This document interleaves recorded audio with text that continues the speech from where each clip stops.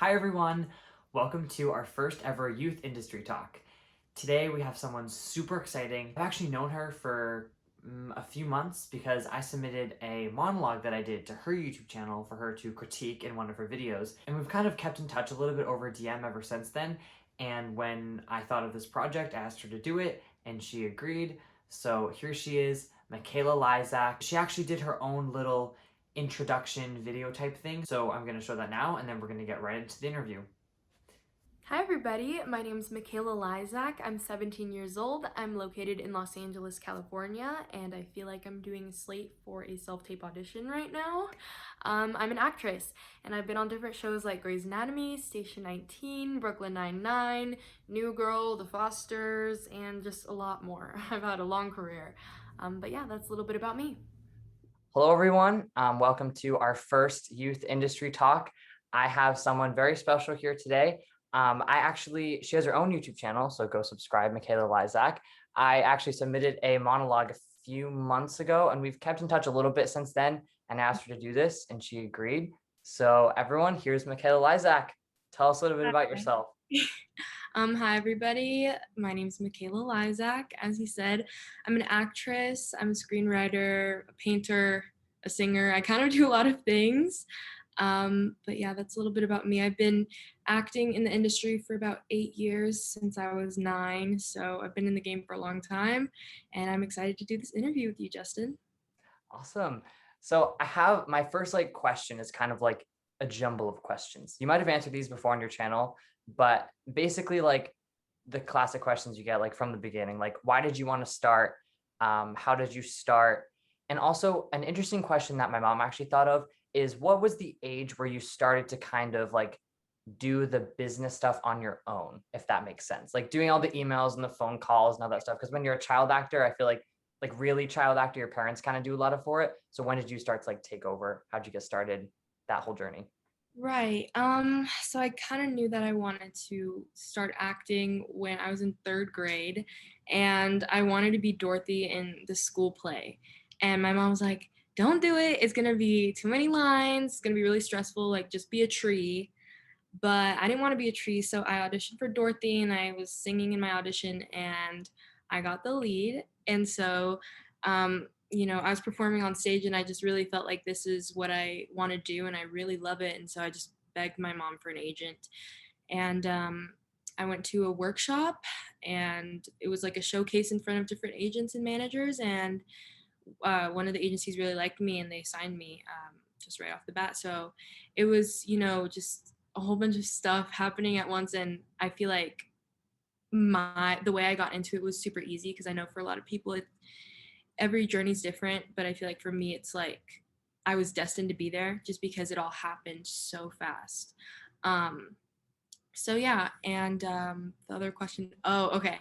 So I think probably around like 16, yeah, 16, 15 is when I had to start kind of taking on most of the responsibility of like really paying for my own stuff. So my mom used to pay for like my headshots and everything, and like acting classes. And now if I want that, I have to start paying for it. So like I just got retouching done, I had to pay for that. I paid for the headshot photographer, I paid for my clothes, just because she had been really financially supporting me for the past few years. And I think it's fair that as a child actor your parents do so much for you in the beginning. They're doing the emails, they're reaching out to the agencies, they're doing all of that. So um, and plus when you get to that age you're going to be an adult, so you have to learn how to take on the responsibility anyway. And so yeah, around 15, 16, and now is when I'm doing that. So That's so cool. The agency you signed with from the workshop, is that the one you're still with now? Like, are you still with them? um yeah, it was AEFH. I just dropped them actually. So like a few days ago I decided, with my manager, it's time to part ways, just because they're a youth agency, and so we're kind of just some things behind the scenes, but it ended up not being what we wanted in the long run for our future. And I think just with me turning 18 and kind of going into the young adult area of the business in general, I think it just felt like a nice time for a change. So I'm currently going to do some interviews with some really great agencies. So I'm super excited. And it's just everything's changing and growing, and I'm really excited for the future. That's super exciting. So that brings up another question. You were saying you and your manager kind of like had that decision together. Mhm. People always ask the difference between agent and manager. There's like a million videos on that. So I'm not going to ask you that question, but do you feel like your relationship, I guess you could say, with them is kind of like a two-front team in everything you do, or in just kind of like certain aspects? If that makes sense. Well, I think that people get managers just to have that closer relationship. It's a more intimate relationship just because agencies always have a lot more clients, and your manager is supposed to be someone you can call when you're having an issue with something. And I think that I definitely do have that with my manager. She's great. And yeah, whatever, like issues I'm having or whatever I'm feeling, I can always tell her about it. Just, like with my agency situation. And it's really great because they're like, I can tell my manager works for me. Like when I said, I'm thinking about leaving, and she was like, I'm on the same page, and we worked through it together. And she was like, I'll take care of finding you another agency. Like I didn't have to do anything. She set up the appointment for me. And so I think really, if you're looking for a manager, just finding somebody that is going to work for you and will really be there for you to listen to whatever you have to say. Um, but yeah. Yeah, that must be super helpful to have like someone who can like get your foot. Obviously, agents do that, but when you don't have an agent, you have a manager to like get your foot in the door. Because I have a local agency I have for like 2 years, but when I wanted to come to like a bigger agency, they have like, bigger clients, things like that. I kind of was struggling for like 5 months to do it on my own because I didn't have that person that could really get my foot in the door.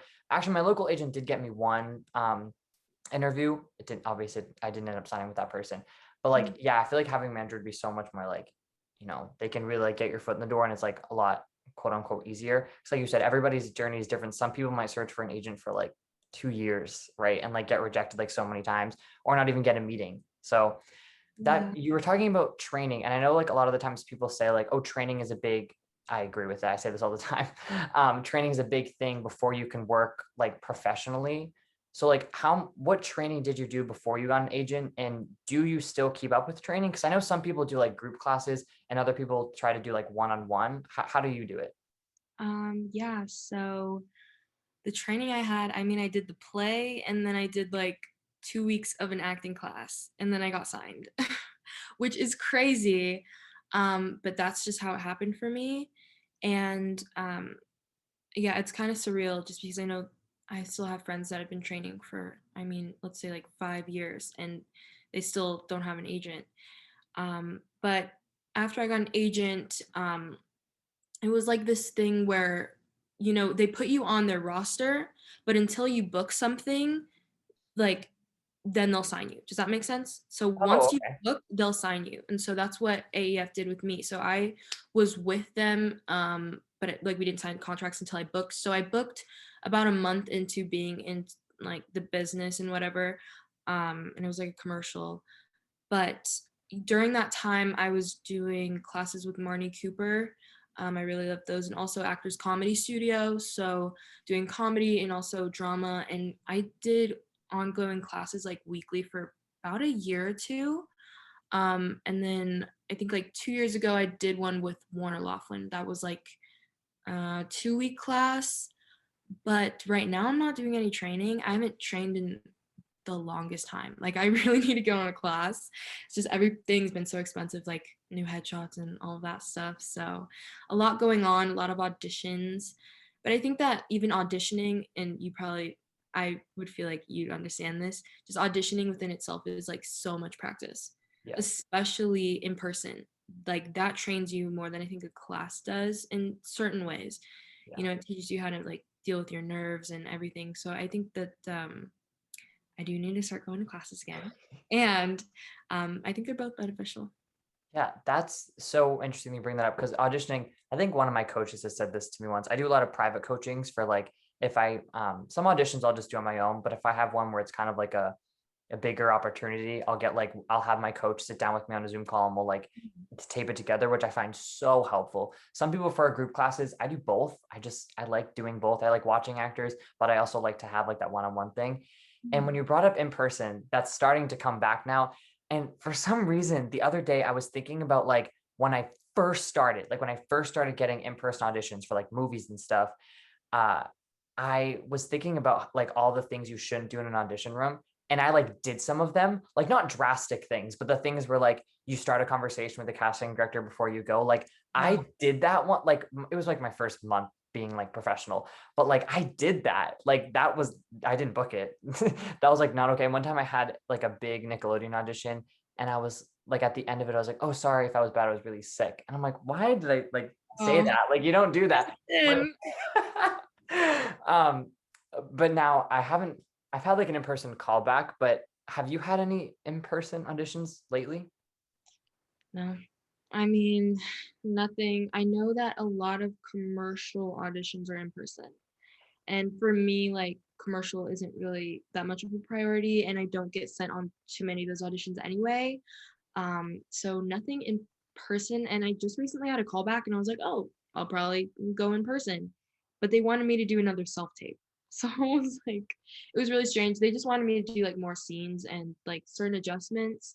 But I was like, not even a Zoom. So like everything I feel like callbacks aren't in person, they're Zooms. And I'm just waiting for when we go back to in person because I feel like that's just the most enjoyable part for me. You prefer in person? Yeah, for well, Yeah, auditions, callbacks. I love in person. I mean, I love like feeling nervous and like also seeing all the other people just because I feel like the nerves give you that energy that, maybe like I'm just a perfectionist. So when I'm here, I will like try and do it so many times. And I feel like the nervous energy just makes you perform really well. I Yeah. don't know. It works for me. That's so true. I found like when I the last few auditions I've done, I didn't even watch them. I did like 3 takes. My sister was my reader, and I was like, I'm done. I don't want to watch it. She's like, are you sure you don't want to watch it? And I was like, what do you think? She's like, yeah, you did great. I'm like, okay, I'm done. I'm gonna go upstairs, pick one, and I'm just gonna submit it. Because I find like having that like energy kind of just like boosts you to go do it. But when you do it so many times over and over and over again, it like Yeah. looks rehearsed and it like just doesn't Mhm. feel right. That's also another thing. This is a question people ask me all the time, and I never have an answer, but you might. How do you like, do you have a process like when you audition? And how different is your process when you have a last second audition? By last second, I mean like less than 24 hours. Um, I would say for like short notice, same day type of auditions, just get the lines memorized. Um, I just try and memorize the lines as fast as I can. And also, I mean, just because I've been doing it for so long, I feel like I can pick up on like the tone of whatever I'm reading and um, just their emotion based off their line and like the other people and how they're interacting. So that's pretty simple for me, but it's just getting it like at least memorized and then practicing like how I'm gonna say it, my facial expressions, and also my body movement. That's like super important for me. So I guess it's like I know how to take my time with the script, and so on normal time, I'll really go through and I'll think about, okay, well, how would this person move their body? Who have I seen that kind of acts like this, or how can I imagine this person, and how can I behave like the person I'm imagining? Um, and also really going through and thinking about before thought, which is something that I really love doing just because I feel like it makes it feel more organic. And I have a video where I talk about before thought and all that. But yeah, doing that. And again, rehearsing my body movements. So I guess it's the same for both, but one's just like quicker. I just know how to do it really fast now. I can memorize lines within like an hour and I can, so yeah. Yeah, that's super helpful. Yeah, I completely feel you on that. I feel like learning lines is like also training. You don't realize it, but like it used to take me like much longer to learn lines. And now I get like a 6-page audition and they're like, this is doing like 5 hours and it's like done. And I'm like, I can't believe I Yeah. just did that. Like the adrenaline rush, I guess. So now switching gears a tiny bit because I know you started screenwriting. Um, I want to know like how did you get into it? Like, when did you start doing that? Because I feel like only recently I heard you post about it or something, Mhm. like a few months ago, I mean recently. And I was like, oh, that's so cool. Yeah, I started when I was 11. Oh, And yeah, and I really loved this show called Every Which Way. It was like this Nickelodeon show. yes. And it was so bad, but I was like, "Ugh, I want to make something like this." So I opened up Google Docs on my computer and I found like a bootleg Courier font and I would do all the spaces to make it look like a real script. And that's what I was doing. I was writing all the time and I had different shows and I would think about the characters. And yeah, I literally still have the documents from like 2014, 2016. Um, and then I asked my parents for final draft, I think like a few months later. And I've just been writing ever since. I have like some books on screenwriting, been listening to like script notes and different podcasts, just because that's really what I want to end up in. And I've always like written stories and I always like do the teasers, but I never finish. And I recently just really stumbled upon an idea that I love and I think is super relevant to today's society. And so I'm really excited for that. And so that's why I was a little more public with it because it's always just kind of been, a personal passion of mine, something I geek out about. But yeah, like for years I've read screenplays from different movies I love and I mostly like adore screenwriters, not like actors. I couldn't tell you like an actor that I'm truly inspired by. It's all writers or filmmakers. So yeah. That's so interesting. The Google Docs thing, man. Boy, can I relate to that. I When I was like 6, I directed. I was like 6. But hey, kids can do anything. And I directed like 2 plays. I did like The Miracle Worker, which is like about like Helen Keller, and then I did like Hansel and Gretel, and I wrote the script off of like memory of the story in Google Docs, not correctly formatted at all. And I like put it on at my school or something. It was the most cringy thing ever, but that just brought back like I get it. I used to make movies around that age too, and I would force my little brother. Like I was literally like 8, 9, and he was 5. Like he was so little. And I would dress him up in different costumes and I was filming on an iPad. I still have the videos. Like it was called Mikey TV.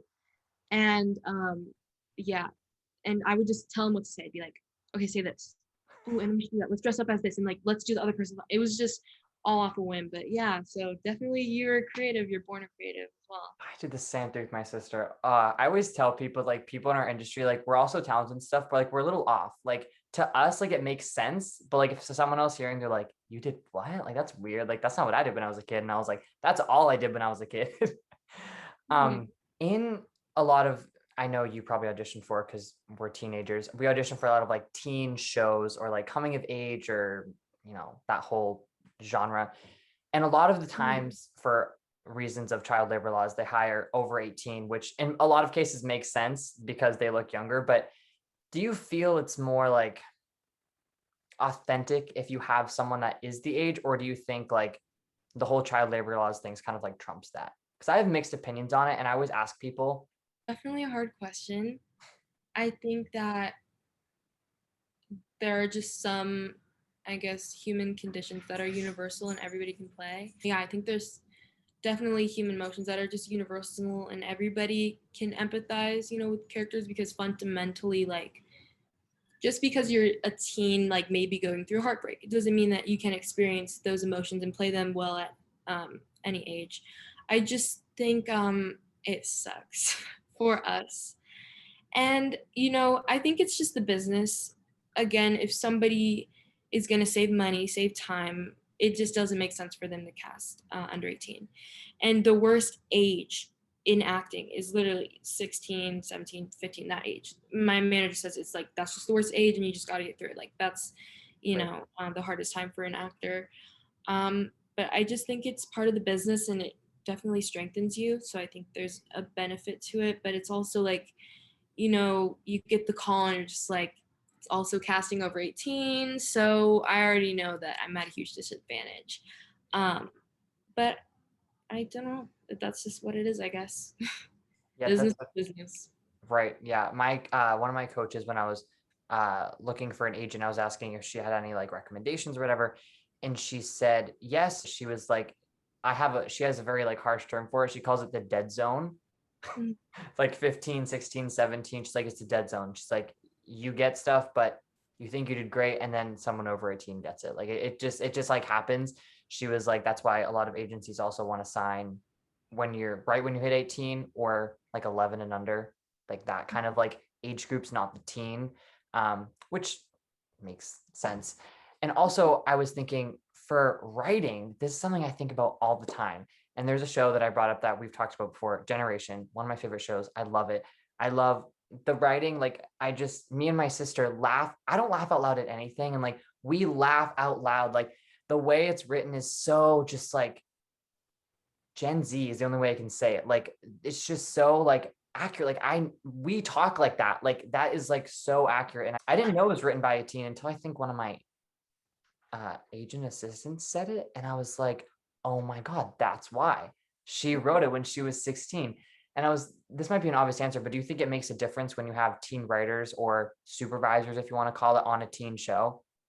Yeah, and I think, yeah, it's important when you're writing about teens that you have teens there. I think it's so important. It's something that our industry doesn't really do, and I'm surprised by it because you'll see these things on Netflix and it's like it has like emojis in like the thumbnail, and I'm just like, or Right, they'll talk like hashtag over it, hashtag lame. Like you're so lame. Hashtag lame, right, guys? It's like y'all don't know anything about teens right, clearly, so it's hard for us to kind of empathize with these characters because they're created from an adult lens of what a teen like how a teen should act. So I think that it is important for teen writers to be involved in different projects that are based around the teen experience. So yeah, I think that that's something really important, and I never really thought about it until you brought it up.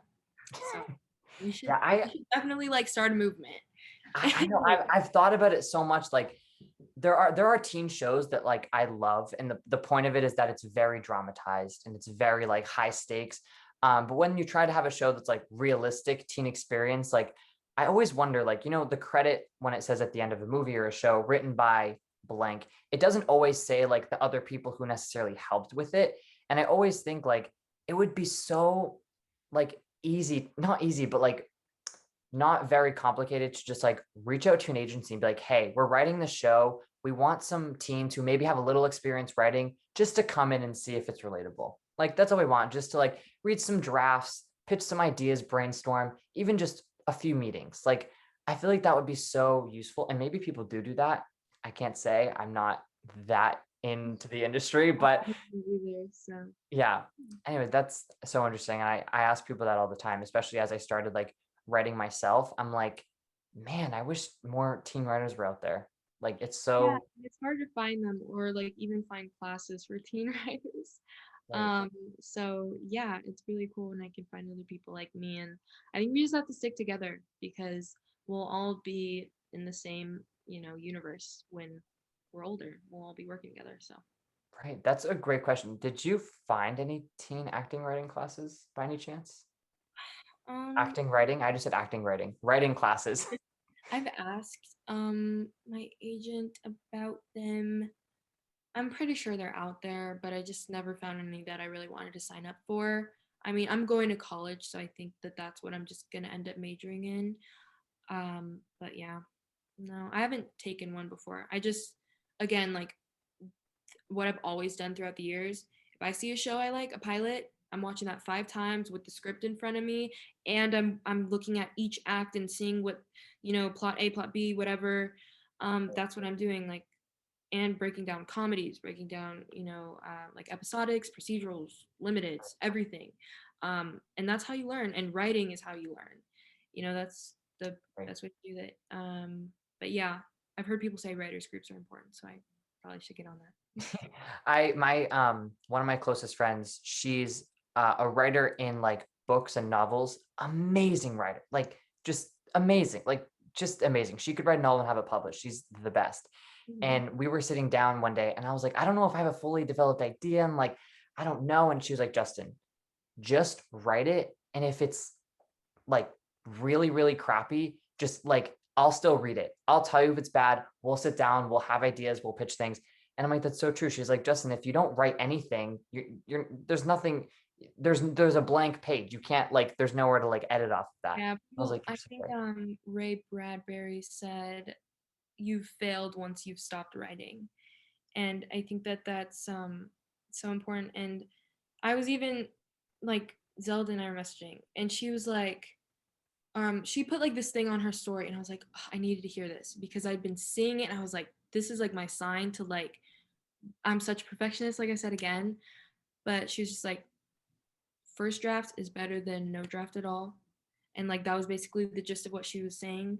So just like whatever idea you have, I think it is important to outline just so you don't get that writer's block once you're on the page, because I've had years of just being stuck, um, outlining and then just writing it out. And just no matter how bad it is, no matter you're like, oh, I think this needs to be changed, just do it and then revise it because you can always go back. It's not concrete. Right. Yeah. That's I actually know what you're talking about. I think she posted on her story and I was like, oh, I need to hear that, man. Like that was so good. I have two more like kind of like overarching questions. In the industry, this is a big question. You don't have to go too deep if you don't want to, but what issues, small or big, are in the industry that you think like us as a generation of young up and coming actors can fix like now or when we like grow up into the adult world of it? Mm. I would say maybe teens not being taken seriously, especially writers, because I don't see too many outlets for us. Like, I would love to start seeing people in the writers' room like reaching out to teens to be staffed. Um, I know that there's some things with like again minors, like Right. there's legal things with that, but I just think that it would be really helpful. I know there's some programs that are being started by people, but I just think for me, like I really want to make an effort to do that in the future, and just get those young voices out there. um Issues in the industry, I don't know. I mean, I think there's always things that suck that you just can't really change. I don't know, what about you? What do you think? I mean, I would say what literally what you just said also. Um, and I would say, oh, there's always um parts about like diversity and who's playing what characters, which can get controversial and stuff. Everyone has their own opinions on it, but in certain senses, like I have autism, I'm on the spectrum, and I always kind of feel like I auditioned for something actually a little while ago, and they were only casting autistic actors. And in like my submission note, I think I said like, I love this. I'm like, I just love it. Like either that or have like someone who's really experienced that in the writer's room, or have the director be that, or like have someone who's really experienced it. There are certain situations like that where like you really need that, truth behind it. There's a lot of stories you can make up and just pull from everyday life experiences. But with certain things, in my opinion, at least, like you should have authentic people either in front of the camera or behind the camera or both. I agree. And I never really thought about that because I know that people always say, oh, like diversity within skin color. And I think that, we're getting to that place. I think that everything is picking up. You see like a lot more diverse Disney characters.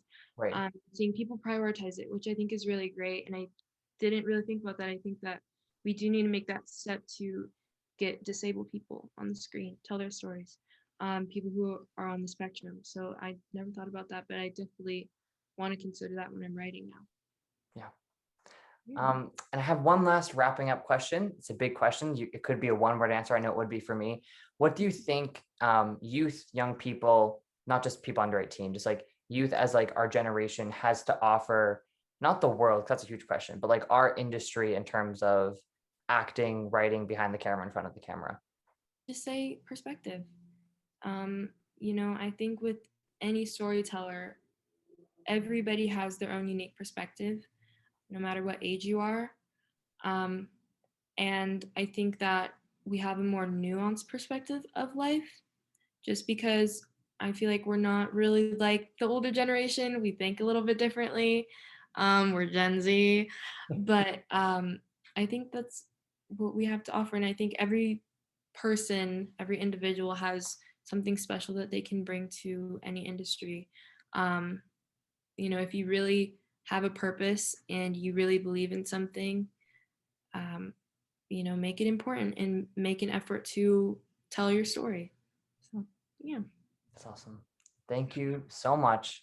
You were so insightful. You brought up so many points that like I didn't even think about. That's why I love asking questions, especially to people who have been in it for a long time, like professionally. We say 8 years, something like that. Yeah. 8 years. Whew, I've been in it for 2, and I'm like, holy moly, this is like insane. It's a lot, but over just the years, it'll be like mellow. You'll be chill and you'll understand things. But I actually do want to say something about what I said previously because I feel like I disagree with myself about like people not taking kids seriously. Mhm. I feel like it's not that. I just think that I feel like it's like with anybody. I don't think it matters the age. I think that's going to be my answer now. I don't think it matters your age just because I think you just need to have the drive to create, and your resume will show, your talent. And if it's good, it's good, and people will want to work with you because there's so many like young prodigies in different fields that adults take seriously because they see the talent. And so I think like, if let's say you were to produce a film, like a short film, and it went to Sundance and it got awards, I think you would be taken seriously because you have that on your resume. And I guess I'm telling myself I don't need to think that my age holds me back because it's how hard you're willing to work for what you want. Like if an adult in the industry, like these agents I'm going to see, they see my resume and they see Grey's Anatomy, Station 19, all of these shows, they're going to take me seriously because I have put in the work. And so I think kids aren't taken seriously when they don't have a portfolio, when they haven't shown their talent. um, because how can you be credible if you don't have anything to show for it, and you call yourself a filmmaker when you've never made a film, or when you call yourself a writer and you've never written anything. So I think that's my answer. So Right. That's true. I agree. I mean, right, you have like there's one thing I guess I would say that is like a little bit different is like if you don't have um credits, I think in terms of like respect, people are just by like, looking at you are more apt, I should say, to respect an adult and a kid even before they see their resume. And then they look at it and they're like, whoa, this kid knows what they're doing. And that's the moment where it's like, yeah, see, I told you. um, but yeah, I think that's it. Is there, oh, I wanted to ask anything coming out soon. Here's a plug. no, I have some like really big ideas. um like just working on a lot of behind the scene things, with like a new business venture just for actors. It's going to be really cool. But again, it's like thinking about college and then also having all these ideas and running a YouTube channel and like trying to become an adult. It's really hard. So, I always say, like, with all of my projects that I'm working on, even the script, like I've talked to people in the industry and they say sometimes like their first projects took them 10 years to get produced. And like for me, I'm just going to do my best every day with each of these ideas that I have, and see where it goes. But for like acting and stuff, not really. Just, a callback. So hopefully that goes somewhere. Had an audition for a really big movie. Hopefully I get a callback for that. And that was all like 2 days ago. So we'll see where it goes. But yeah. Yeah, I saw you post about that. Good luck. I hope your voice healed. Yeah, I think you really I literally got like a 24-hour virus or something because my voice like completely went away and I couldn't talk. I sounded like I was a smoker or something. And I was like, what happened? And so yeah, I was like sick for one day. And then my voice came back and I was like belting out a song for my audition, and yeah, so that's whoa, lucked out there. I would have been like, oh my gosh. no, I was freaking out. It was crazy. All right. Well, thank you so much, Makayla, for doing this. I'm sure everybody really appreciated it. Thank you for having me. Yeah, thank you. And there it is. Our first youth industry talk is complete. It was so nice to talk to Makayla. It was so insightful, and I learned so much from someone who's been in the industry for a long time. She's just wonderful. Makayla, I thank you again so much for doing this. Everyone make sure to go follow her on her YouTube channel and on her Instagram. I will put them here somewhere. Yeah, stay tuned for the next one. We have someone coming up also super exciting.